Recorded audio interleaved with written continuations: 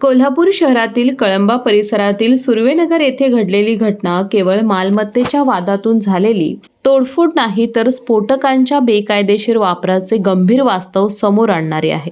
बंद बंगल्यात जिलेटिनच्या कांड्यांचा वापर करून सलग स्फोट घडवून घर अक्षरशः उद्ध्वस्त करण्यात आलं. या प्रकरणी पोलिसांनी अवघ्या काही तासात तिन्ही आरोपींना अटक केली असली तरी या घटनेने अनेक गंभीर प्रश्न उपस्थित केले आहेत.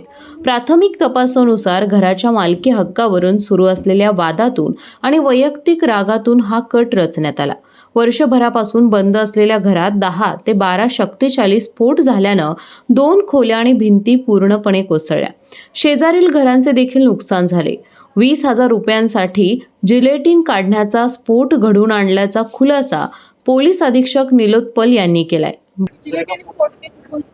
एक वर्षापूर्वी परत जे चौगुले म्हणून आरोपी आहे ते 1 वर्षापूर्वी परत ब्लास्टिंगचे काम करत होते. प्राथमिक तपासामध्ये असे 6 जिलेटिनचे कांड्या त्यांच्याकडे उरलेले होते 1 वर्षापासून आणि फक्त 20,000 रुपयासाठी त्यांनी हे काम करण्याची हमी दिली आणि त्यांना असे ओनरने भासून दिले होते की ते बंगला पाडायचे म्हणून त्यांनी ब्लास्टिंगचे काम केलं आहे.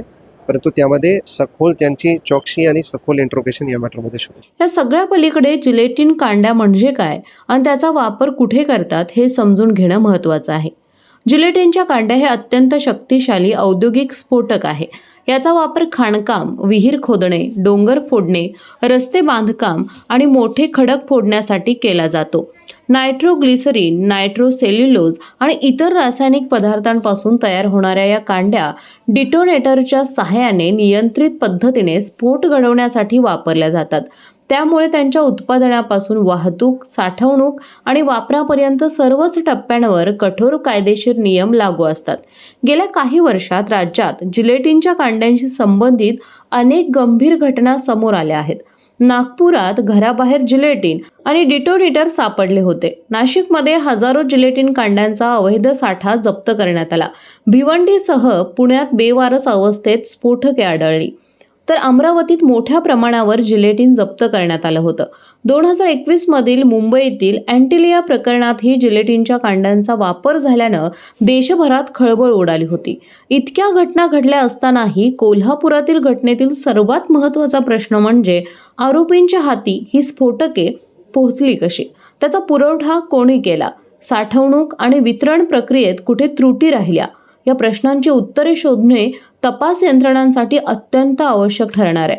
अशा घटना टाळण्यासाठी जिलेटिन आणि इतर औद्योगिक स्फोटकांच्या उत्पादन, विक्री, वाहतूक आणि वापरावर अधिक कडक देखरेख आवश्यक आहे. परवानाधारक विक्रेते, खाणकाम प्रकल्प आणि कंत्राटदार यांची नियमित तपासणी, साठ्याचे डिजिटल ऑडिट तसेच प्रत्येक काडीचा वापर नोंदविण्याची प्रभावी व्यवस्था उभारणे गरजेचं आहे. बेकायदेशीर साठा आणि पुरवठा साखळी उद्ध्वस्त करण्यासाठी पोलीस, जिल्हा प्रशासन आणि संबंधित विभागाने संयुक्त कारवाई करणंही तितकंच महत्त्वाचं आहे. कोल्हापुरातील सुर्वेनगर येथे जिलेटिनच्या कांड्या वापरून आहे ते घर उद्ध्वस्त करण्याची घटना सध्या घडली आहे आणि याच घटनेचा संपूर्ण राज्यात आहे ती चर्चा होताना आपल्याला पाहायला मिळते. याच पार्श्वभूमीवर पोलिसांनी आरोपींना अटक केली असली तरीही मात्र या गुन्हेगारांच्या हातापर्यंत ही जिलेटिन कांड्या पोहोचतातच कसे यावर मोठं प्रश्नचिन्ह आहे ते या ठिकाणी उपस्थित झालंय. महाराष्ट्रामध्ये अनेक अशा घटना आहेत ज्या ठिकाणी जिलेटिनच्या कांड्यांचा वापर करून आहेत अनेक स्फोटके घडवण्यात आले. त्यासोबत अनेक ठिकाणी पोलिसांनी या जिलेटिन कांड्यांचा साठांचा जप्त देखील केल्याचं आपल्याला पाहायला मिळालं. मात्र ह्या सर्व आरोपींना अटक, हा गुन्ह्यांचा तपास संपत नसून ह्या सर्व ही स्फोटके, संवेदनशील स्फोटके या गुन्हेगारांच्या पर्यंत पोहोचतातच कसे या मुळापर्यंत जाणं आहे ते पोलिसांचं कर्तव्य या ठिकाणी आहे. कारण संपूर्ण महाराष्ट्रामध्ये आहे ती अशा घटनांची वारंवार वाढ होताना आपल्याला पाहायला मिळते. त्यामुळे एकंदरीतच तर ह्या जिलेटिन कांड्या या गुन्हेगारांपर्यंत पोहोचतातच कसे या मुळाशी जाण्यासाठी आता पोलिसांनी कडक पावले उचलण्याची शक्यता आहे ती या ठिकाणी निर्माण झाली आहे. कॅमेरामन आकाश कांबळे सोबत मी अमृता पवार, जनप्रवास लाईव्ह, कोल्हापूर.